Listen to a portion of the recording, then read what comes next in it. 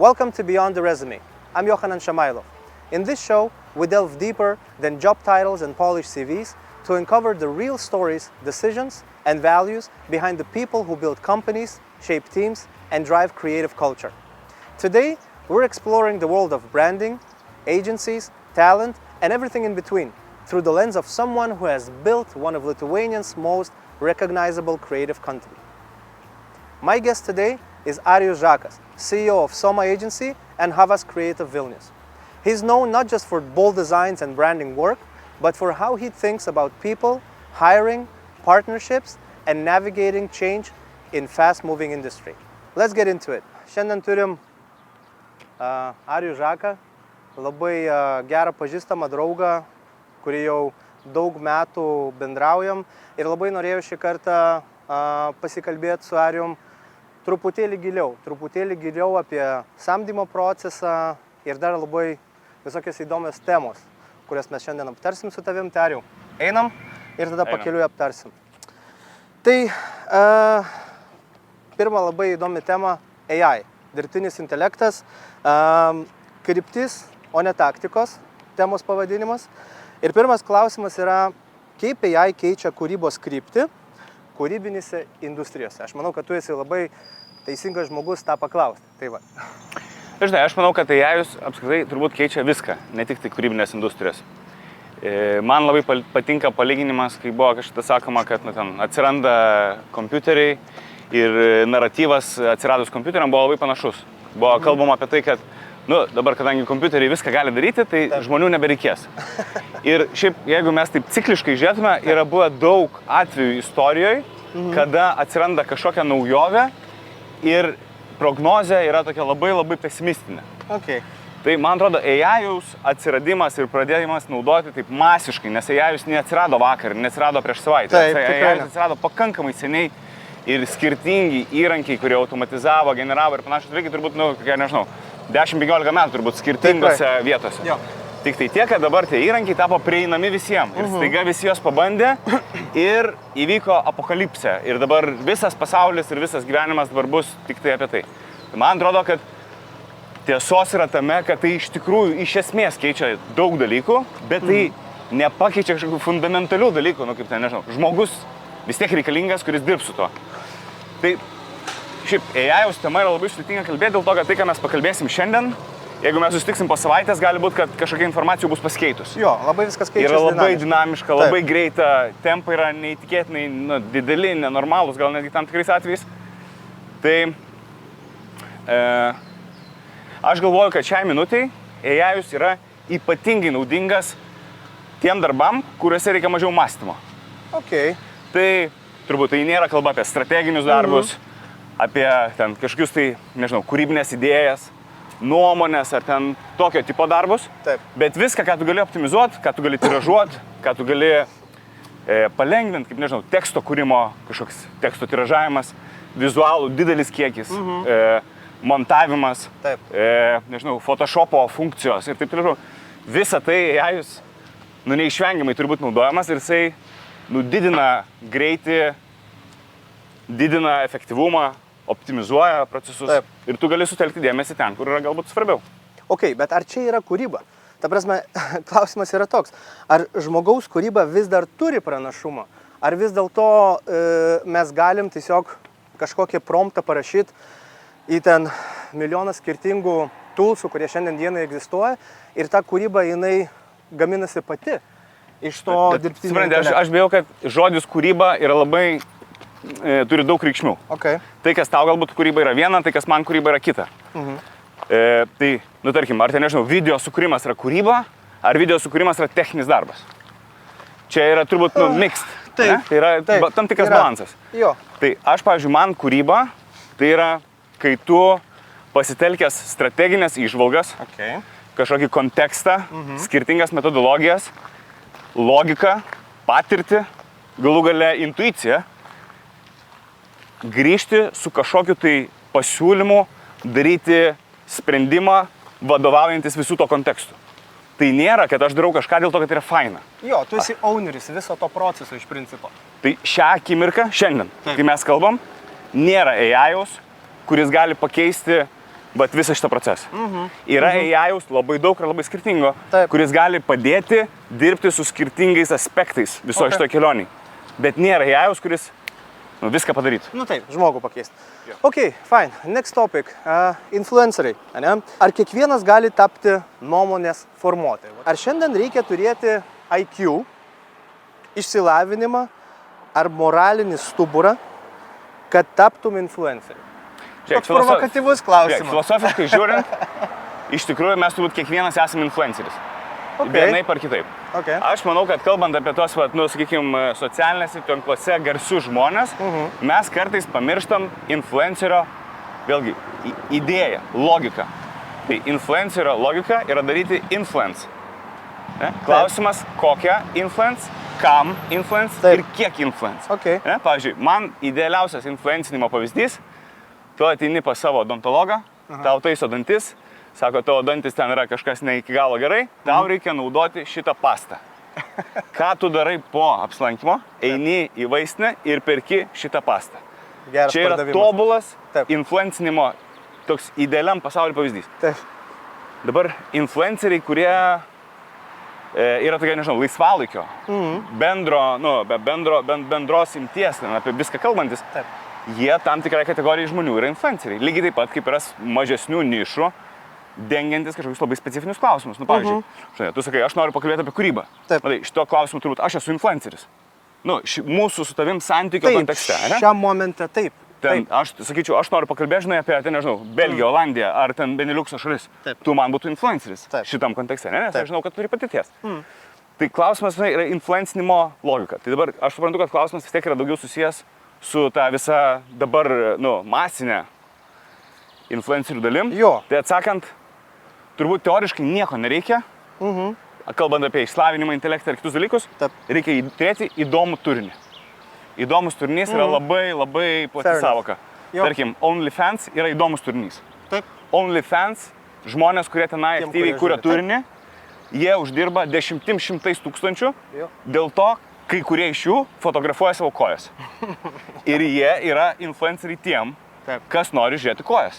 Tai žinai, klausimas yra turbūt labiau approach'o ir požiūrio. Bet, tarkim, jeigu tu paklaustum šiek tiek iš kitos pusės, aš manau, kad influenceriai, jie nėra toks besibaigiantis reiškinys. Aš manau, kad dabartiniai stadijai mes esam pasiekę tą lygį, kur žmonės bando atrasti, kas iš tikrųjų yra meaningful tau. Bet vėlgi meaningful, nes yra labai skirtingas dalykas. Nes, tarkim, mane domina intelektualios temos, o kažką domina kojos. Ir negali pasakyti, kad ta, ką domina kojos, yra blogesnis ar ten kažkoks kitoks, negu mes. Čia jau skirtingos nišios ir skirtingos temos iš tikrųjų. Kas dabar iš tikrųjų vyksta? Čia šiaip labai geras balansas pirmo ir antro klausimo. Taip. Ir šitą diskusiją, beje, mačiau vakar LinkedIn'e ir man atrodo, čia yra labai įdomi, toks aspektas. Mes turėjom laikus, kada kiekvienas žmogus buvo tapęs iš dalies influencerių, ekspertų, galinčių tau, žinai, duoti patarimus visais gyvenimo atvejais. Tada atsirado AI-jus. Ir tarsi AI-jus sako, žiūrėk, neklausykit jų. Aš viską žinau, aš AI-jus, aš viską žinau, aš galiu viską patikrinti. O tada pasirodo, kad ta, ką AI-jus tau duoda atsakymus, jie toli gražu ne visada yra teisingi. Ir aš esu ne vieną kartą su ChatGPT bediskutavęs, kur ChatGPT manęs atsiprašinėjo už tai, kad jis neteisingą informaciją man patikė, nes, vargšas ChatGPT. Taip jau išėjo. Dažnai, bet tu turi tikrinti. Taip, tai man atrodo, kad, pavyzdžiui, mes dabar grįžtam po truputį į tą vietą, kur žmonės, jų reputacija ir pasitikėjimas jais yra the new influence. Va čia yra esmė, nes tie žmonės, kurie savo patirtim, savo reputaciją, kas yra žiauriai svarbu, visam šitam chaoso pasauliu, galės būti tais, pavadinkim, lyderiais kažkas tai temos ir tu galėsi jais pasitikėti. Ir tu žinosi, kad jeigu šitas žmogus pasakė kažką, tai juo galima tikėti. Ir tai labai pagrindžia, pavyzdžiui, vėlgi, tam tikrų platformų augimas, tose, kuriuose yra daug daugiau realybės, tas pats TikTokas, kuris yra iš esmės, jeigu Instagramas yra tokia pagražinta realybė, TikTokas yra trešas. Bet trešas yra, mūsų gyvenimo nemaža dalis yra trešas. Realybė. Arba, nežinau, Substackas tas pats. Žmonės sutinka mokėti ir prenumeruoti kažkokius tai autorius, kurie jų nuomonę, kuriais galima pasitikėti, kurie turi reputaciją ir taip. Tai man atrodo, čia yra labai įdomus virsmas. Ir čia turbūt yra influencerio ateitis. tie, kuriais tu galėsi pasitikėti, nepriklauso nuo to, kokią temą jie augina. Autoritetas. Jo. Autoritetas, auninimas, Taip, ekspertizė taip. tam tikrose Ir srityse. digitalas Kaip žmogus, o ne kaip kažkokią sistemą. Taip. Turiu Ir omeny. digitalas turbūt šitam kontekste, jisai tiesiog duoda tau scale, Jo. ko negalėjo duoti laikraščiai. kaip pavyzdys. Taip, ok, supratau. Viskas aišku, žiūrėk. Judam biškai prie kitos temos. Ko ieškai samdydamas žmogų į savo komandą? Ne? Tai čia tokia plati tema, bet truputėlį norisi pasidetalizuoti. Tai ką pirmiausia vertini? CV, nuojautą ar drive? Aš vadovaujuosi tokia logika, kad yra dalykai, kurie įgimti ir kurie nebepasikeis niekada. Ok, Ir yra dalykai, kurių galima išmokti. fair enough. Tai pavyzdžiui, mūsų industrija, kūryba, reklama, strateginiai dalykai, visko galima išmokti. Ir netgi turbūt pakankamai nesudėtingai, jeigu tau tai yra įdomu. Ok, Bet ar, pavyzdžiui, tu esi sąžiningas, ar tu esi nesąžiningas, tai čia jau yra turbūt įgimta. taip. Tai mano numeris 1 čekas yra, koks tai yra žmogus. Aš bandau per darbo pokalbį, aš labiausiai bandau išsiaiškinti, koks tai yra žmogus, kaip žmogus. Ta prasme, per soft skill prizmę. Didžiąją dalimi taip. Ok, Aš manau, kad jeigu tu komandai sudarai teisingą vidinį mikroklimatą, gerą atmosferą, pasitikėjimą tarpusavio taip. ir viduj yra žmonės, kuriem overall yra gera leisti laiką kartu, tai tu tą hard skill išsitreniruosi. Jo, nu, fair enough, ta prasme, aš manau, kad vis dėlto, žinai, mes praeitą laidą kalbėjom su Steinuva, jisai sakė, kad viskas labai priklauso nuo industrijos, žinai. Tu neimsi ten bioinžinierių į savo komandą, kuris neturi įsilavinimo, teisingai, vien dėl to, kad jisai labai fainas žmogus ir, nežinau, ten kūrė labai gerą mikroklimatą ir labai gerą vibe turi. Tai va. Jo, bet žiūrėk, aš nekalbu, aš neturiu minti, kad, žinai, geras žmogus yra enough. Geras žmogus yra enough startui.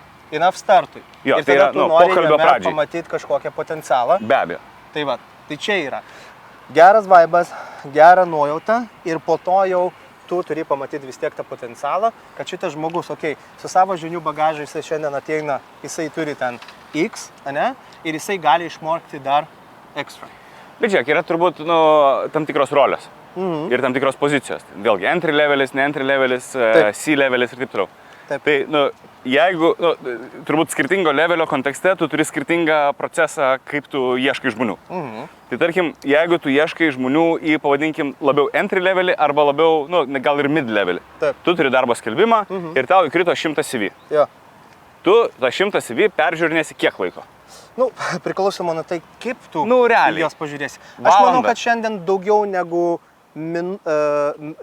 negu 15 sekundžių atidaryti, ta prasme, ką aš girdėjau, ta informacija, kurią aš turiu, kai žmonės ir aš pats irgi tą patį dariau, aš manau, kad čia yra klaidinga, bet whatever, kad pirmos 5 sekundės atidarimas CV yra svarbiausias. Jo. Ir čia yra taip, arba tu žiūri 5 sekundės ir nusprendži, kad tu nori toliau skaityti, arba ne. Tai va čia toks, žinai. Aš gal nesakyčiau 5 sekundės, tai prasme, galbūt tai ir ten 15 sekundžių, bet iš esmės, mano mintis yra tame, tu turi didelį kiekį CV, tu dedikavai laiką, kada tu visus peržiūrėsi. Nebus taip, kad tu žiūrėsi kiekvieną kartą krito mailas, einu pažiūrėti, kas šį krito. Taip nebūna. Jo, faktas. Ir man, pavyzdžiui, asmeniškai labai svarbi dalis yra tas, nežinau, nepavadinkim motivacija, bet pats laiškas. Žmogus tau siųsdamas laišką, jis vis tiek dėjo kažkokį effortą. Žinoma. Ne? Ir tie pirmi ten 3-4 sakiniai to įžangos, man yra icebreakeris. Arba tie pirmi 3-4 sakiniai tave sudomina ir tu sakai, užkabina. Čia kažkas įdomaus. Ir tada tu skaitai CV ir turbūt skaitai CV jau visiškai kitaip negu kad atvirkščiai. Jeigu ta pradžia yra tokia sausau, tai tu jau atsidarydamas CV kaip ir tokia turi labai greitą atmetimo reakciją. Taip. Bet faktas, kad tu per tą trumpą laiką, tebūnie valandą, turėsi persižiūrėti ten tos 80, 100, 120 CV. Ir tu turėsi priimti sprendimą, su kuo tu nori toliau kalbėti. Tu kalbėsi su kiek? Su 3 žmonėm, 4 žmonėm, 5, tebūnie. Bet tai yra labai mažas procentas. Tai aš galvoju, kad manau, kad labai daug žmonių to neįvertina. Ir beruoždami CV siunčia belesius. Žinai, tokį štampuoja. Jo, tiesiog. Klik, copy-paste ir tiek. Tai man atrodo, kad tai yra klaida. Okay. Ar esi kada priėmęs neteisingą žmogų ir ką iš tai esi išmokęs? Aišku, kad esu. Daug kartų esu. Nieko neišmokau. Ne, žinai, čia yra tas, man atrodo, labai skambios frazės, kur ten, žinai, aš padariau kažkokią klaidą ir dabar aš ten labai pasimokiau už to. Kažkokią patirtį turbūt tu gavai, bet, žinai, aš esu turėjęs nemalonių situacijų, ne, per savo karjerą, turbūt kaip kiekvienas iš mūsų. Taip. Turiu ir turėjęs gerų įdarbinimų, blogų įdarbinimų, gerų išėjimų iš darbo, kurių, nu, turbūt, nežinau, 98% Taip. kažkokie blogi išėjimai. Ir žinai, aš turėjau, pavyzdžiui, nu, ten prieš gal keletą metų aš turėjau turbūt vieną sudėtingiausių išėjimų vieno žmogaus iš komandos. Jis buvo visapusiškai, nu, ir ten nemaloni istorija, ir mes nelabai gerai, nelabai gerai atsisveikinom. Žodžiu, viskas kažkaip buvo nelabai gerai. Taip. Ir aš žinau, aš po to situacijų, bet čia iki tiek, kur ten aš kokią savaitę turbūt nemegojau. Nes aš jaudinaus. Ir jaudinaus dėl savęs, ir jaudinaus dėl žmogaus, ir dėl situacijos, ir kaip mes joje atsidūrėm, ir kodėl mes joje atsidūrėm, ir kaip išspręst, ir ką dabar, žinai, kai tau galva pumpuoja, tu negali mėgoti. Taip. Tai ir aš po tos situacijos, kai viskas išsisprendė, mes pasibaigėm, atsisveikinom, galų galę ten paspaudėm rankom ir baigėm. Aš po kokio mėnesio galvoju, ką aš iš to išmokau. Ar tai reiškia, kad aš dabar turiu įsidėti ten krūvą saugiklių, kad tai neatsitiktų? Taip. Ar aš turiu pasidaryti ten, nežinau, biurokratinis vadovas, kuris ten čekina kiekvieną? Aš jau ne, aš esu toks, koks aš esu. Tu priimi situaciją tokia, kokia. Čia turbūt yra tiesiog viena iš situacijų, kurią turiu acceptint, kad jinai nutinka. Ir šiaip įdomumo dėliai, po kokio pusės metų, gal po kokio 8 mėnesių, man tas žmogus parašė su atsiprašymu. Ne, gal, žinai, net tiek kas vyko, bet dėl to, kad tiesiog pati situacija įvyko. Okay. Kad jinai buvo, žinai, ir ji tikrai buvo nemaloni, bet turbūt, žinai, po kažkiek laiko tu gal retrospektyviai žiūri į viską. Jo. Ir tu supranti, kad galbūt iš tiesų buvo kažkokie tai dalykai, kurie nebuvo iki galo teisingi. Okay. Tai vis tiek kažkokie, kaip čia pasakyti, kažkokių netgi emocinių dalykų galima būtų išmokti, bet nėra taip, kad, nu, tu visiškai, ta prasme, žiūri tą situaciją, nu, įvyko ir įvyko, teisingai. Nu, vis tiek yra kažkokį jausmą, nu, ta prasme, tu, vat, kaip sakai, kodėl tu darai tą retrospektyvą, tu tai darai. Už ką man? Už ką aš jums padariau blogo? Gerai. Ką? Ne, aš dėl jūsų visus stengiuosi, o jūs man. O jūs čia man, taip, okay. Ne, bet iš tikrųjų aš galvoju, kad tu su patirtim ir su metais pradedi sekti gal tam tikrus momentus, kur tu labai aiškiai pradedi identifikuoti red flagus. Taip.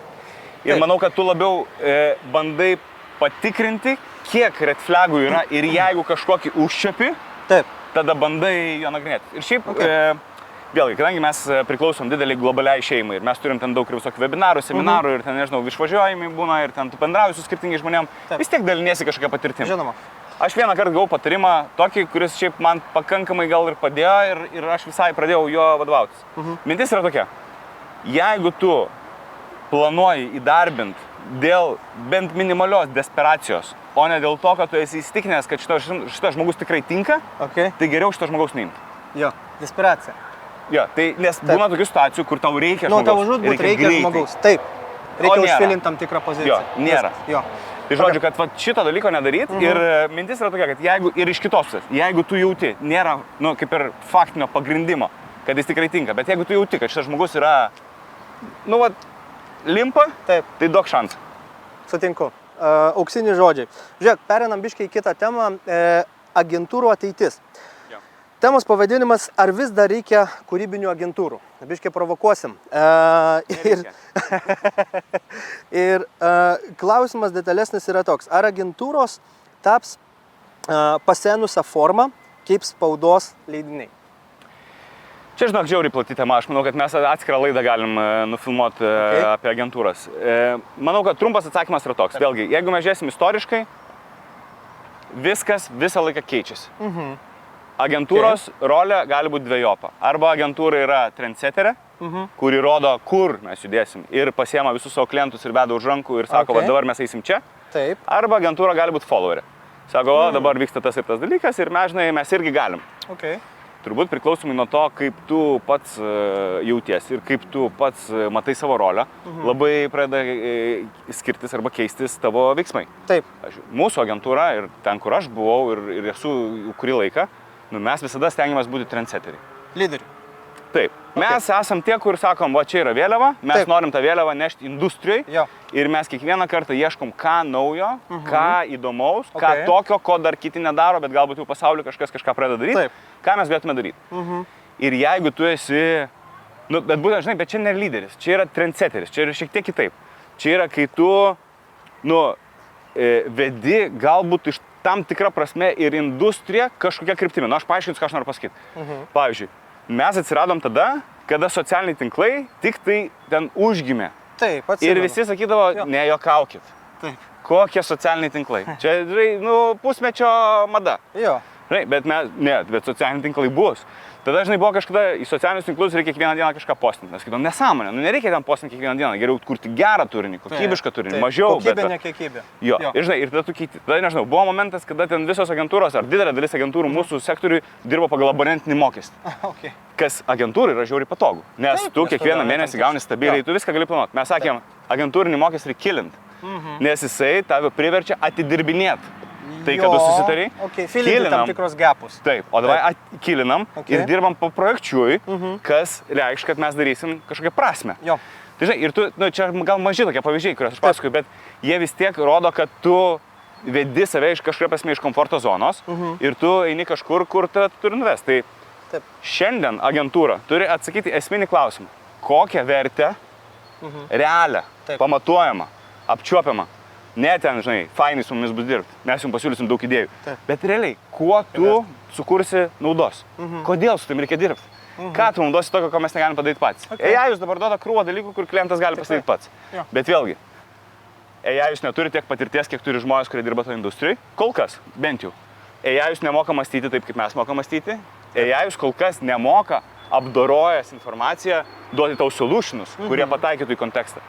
Tai aš galvoju visame šitame kontekste, bent jau šią akimirką, aš nematau, kad agentūros turėtų dingti, bet agentūros tikrai turės didžiulį challenge atrasti savo vertės pasiūlymą. Taip. Ką jos siūlo ir, kodėl reikia su to dirbti. Jo, tiesiog adaptuotis prie situacijos. Tai, kad tu sakai. Vienas dalykas ir vesti kažkuria prasme į priekį, sakant, kad žiūrėkit. Su verte. Nežinai, nes iš tos perspektyvos, tu pasisamdai tada žmogų pas savo komandą, kuris su ChatGPT ten girdėjo, kad toks yra, ten Midjourney moka įsijungti ir dar ten kokį nors, dar kelis tulsus žino AI-aus, viską gali pasidaryti pats. Taip. Bet tai neatsako į klausimą, o kaip tai atneš įmoniai pelną. Ok, supratau. Tai čia šiaip iš to dabar paskutinį sakinį pasakysiu. Taip. Bet yra dėl to, dabar situacija su agentūrom yra tokia. Yra dalis agentūrų, kurios dirba ir nori, kad su jomis būtų atsiskaityta už procesą. Taip. Mes dirbam 10 valandų, mūsų įkainis yra X. Ir aš galvoju, kad šitas modelis, manau, kad turės didžiausią problematiką. Dėl to, kad labiausiai rūpės, koks yra rezultatas. Nes iš esmės, vėlgi, ten paralelį, jeigu pravest, mes einam pas gydytoją, kuriam mes mokam ne už kiek minučių jis taisė mum dantį. Mes mokam už tai, kaip jis tą dantį pataisė. Ir dažnu atveju gydytojas, kuris dirbs 15 minučių, bus daug brangesnis negu tas, kuris dirba valandą. Tai 100%. Dėl to, kad rūpi rezultatas. Jo. Ir čia turbūt agentūros turi išmokyti industriją, klientus, apskritai visą aplinką, kad reikia vertinti rezultatą, ne procesą. Ok. Žiūrėk, ar copywriteriai tampa atgyvena? Ar dar ieškai tekstų kūrėjų, ar jau samdai strategų su ChatGPT paskyrą, su ChatGPT patirtį, tarkim, kurie moka užduoti teisingus promptus ir viskas, tekstas parašytas. Aš manau, kad dabar šiuo metu apskritai pasaulyje, čia ne tik tai pas mus, bet apskritai visam pasaulyje logika yra tokia, kad copywriteriai vis dar yra reikalingi, jų poreikis nėra dingęs, bet jų rolė yra pasikeitusi. Tai copywriteris turi mokėti daryti gerus promptus, copywriteris turi mokėti dirbti su AI-om, copywriteris turi gebėti generuoti, pakankamai didelį kiekį turinio, bet kad ir koks tobulas AI-us bebūtų, šią akimirkai didžiąją dalimi kartų copywriteriai įdeda savo indėlį irgi. Vėlgi, aš nežinau, kiek ir kokios patirties žmonės turi su AI-om.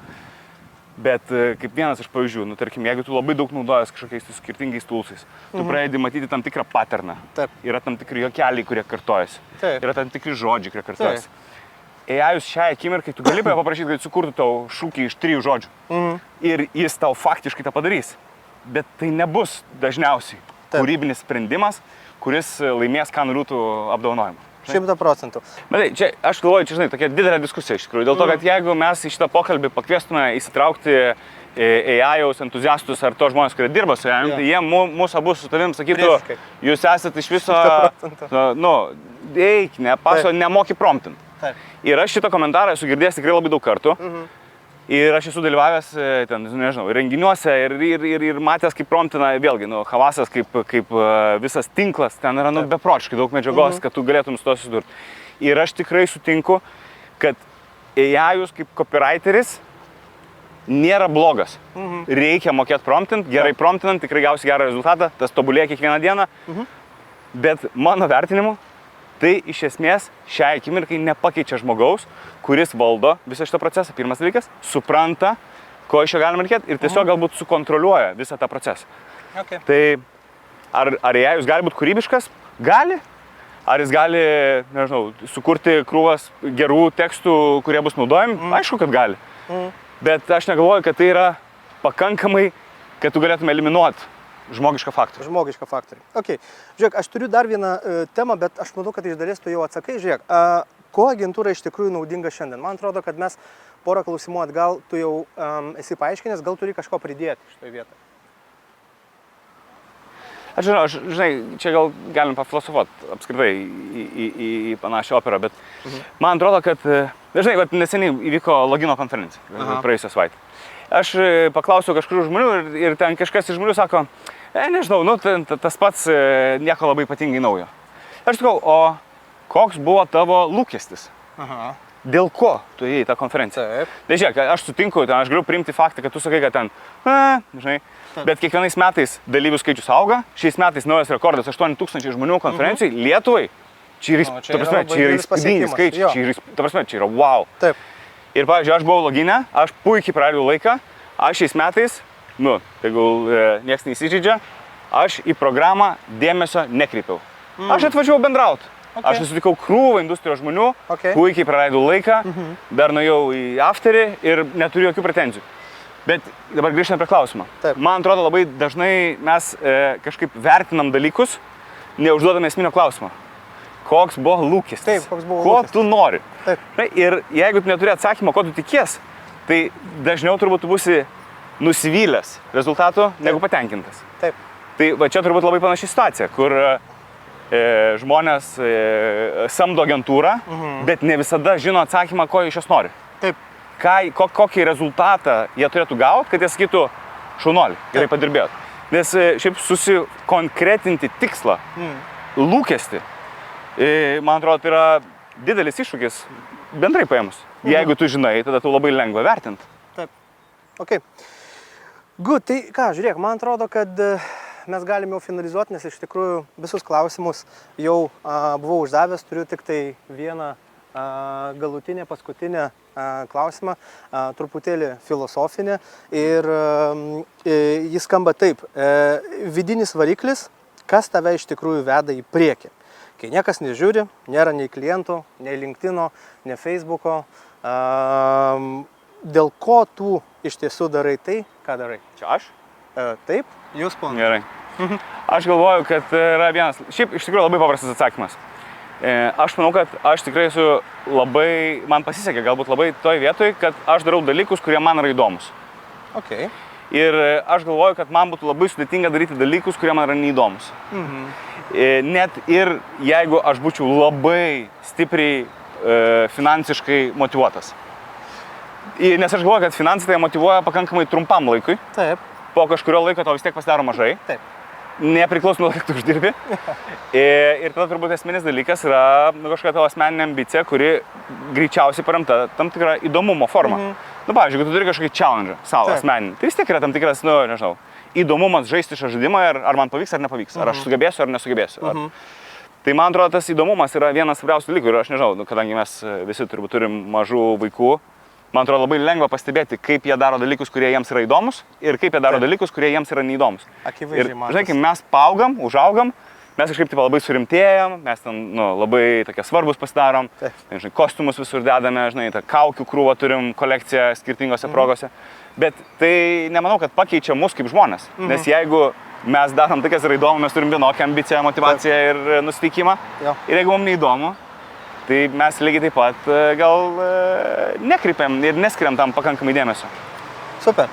Labai aiškus atsakymas, aš manau, kad, žinai, įdomu turi būti būtent ten, dėl ko tu kiekvieną dieną atsikeli, žinai, dėl ko tu kiekvieną dieną kažką nori paimti ir nuveikti, žinai. Žinai, aš kažkada žiūrėjau statistiką, kiek žmonių nemėgsta darbo, kurį daro. Aš buvau šokiruotas, ten skaičius yra, aš dabar bijau sumeluoti, bet man atrodo, ten skaičius buvo kažkas apie 60-80% tose rėžiuose. Wow. Žmonės, kurie nėra laimingi darbe, ten formuluotė kažkokia tokia buvo. Ir aš galvojau, žiūrėk, mes taip trumpai gyvenam. Taip. Mes darbe praleidžiam tiek daug laiko. Ir tu pasirenki daryti dalykus, kurie daro tave nelaimingu. Kodėl? Tai aš galvoju, kad tie, kurie dirba darbą, kuris jiems iš tikrųjų patinka ir kurie jaučiasi realizuojantys save, kuris jiems yra įdomus, kurie kiekvieną dieną eina su šypsena ir pirmadienis jiems yra kaip tik pagaliau atėjo, o ne vėl. Taip. Tai žinai, man atrodo, tai labai daro didelę įtaką mums kaip žmonėm ir kaip mes jaučiamės ir kaip mes apskritai po to gyvenime jaučiamės ir galų galia turbūt tai susiję ir žinau, su lygomis ar su nuotaika, su energija, su mūsų santykiu, su kitais žmonėm. Tai, mes manau, kad teoriškai, kad mes darbe turbūt praleidžiam didžiausią savo gyvenimo dalį. Tikrai.